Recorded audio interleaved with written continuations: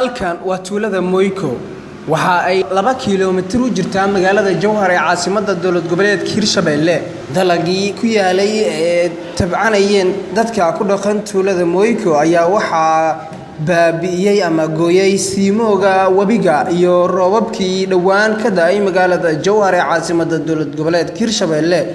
dadka ku dhaqan tuulada Moyko ayaa waxa ay dawlad goboleedka Hirshabelle iyo dawladda dhexe ka codsadeen in ay la soo gaaraan gargaar bini aadanimo dadkani ayaa waxa ay sheegeen in dhawaan ay ka soo kabsanayeen abaarihii ku dhuftay gudaha dalka Soomaaliya iyaga oo sheegay in beerahooda ay u dhawaayeen kadibna uu jaray siimowga wabiga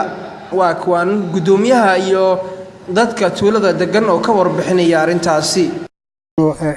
maxayran tuulada Moyko gudoomiyaha tuulada Moyko waxaan hadalkay ku bilaabaa xaaladda oo hadda aan mareyna iyo maxladda aan mareynabo aan xoo wax ka taawanaa maadaama aan tuulada Moyko oo joogo oo odageedii hadda oo joogi aan ahay wixii kalena ay iska xanuunsadeen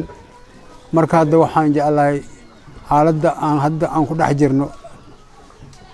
xaalad markaas oo xun ama ahayn oo kale oo waxaan weligaa in arkin ba aan aragnay ayaan xaaladeeda ku dhex jirnay waxaan aragnay tuuladii Moyko ahayd daladii ka baxday oo maanta lagu oofabeelay oo haddaan beerta barkiita hadii la dhex tago oo ilmaha ka dhargaayeen ayaa maanta aan la qabsatay inay wixii baaba'aan biimadow noo yimideen halahan roobka iska yimid tuulada ilaa saaluk laabe waa isku xiran yihiin biyaha oo balka dhaxyaal biyaha balka halaha oo gooyeen waxaan aan ku xisaabnay iyadoo hadda beerihii korona ay dhiman yihiin oo haddaan waxay ku soo yihiin ilaa as okiyay laakiin laamiga wixii ka bari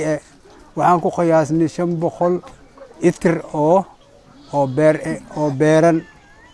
oo ku beeran dalad ka bilaabanayso galey digir sisin yaanyo basal intaas ayaa ku beeran marka hadda intii ida ahaydna waxaan u maleynaa hadda beer la dhex tagaayo oo wax laga soo qabsanayo ma jiraan biyaha waxay u fuulaan maxoga waxaan rabnaa marka tuuladaas Moyko la yiraahdo oo in u dhow gobolka u jirto maxayran u soo 2 kiilo oo mitir oo u jirto intaas ayaa ku gabsootay waxaan se jecelnahay hadda intii markaas oo joogta adduunyada korkeeda oo intii Soomaali oo gacanteeda ay koreysay oo wax u soo qodaraysay waxaan jecelnahay inay wax ka qabtaan waxna ay ka arkaan 500 itir waaye oo diir galey yaanyo oo qudaar kale leh waa jirtaa intaas waa naga go'een waxaan codsanaa maamulka waxaan ka codsanaynaa in meesha beerahan sidin ku tacbalahan falkeeda la galo ayaa abuur iyo meeshan maanta ba hadda waxa waaye hay'adaha noo timidaan beerahan ku falnay abaar dheeraan soo marnay oo biiwayta jirtay kadib waxaan maleynaa muddo 10 bilood waxaan maleynaa hay'adan orda la leeyahay inaan ma aragtay gacanta naga qabatay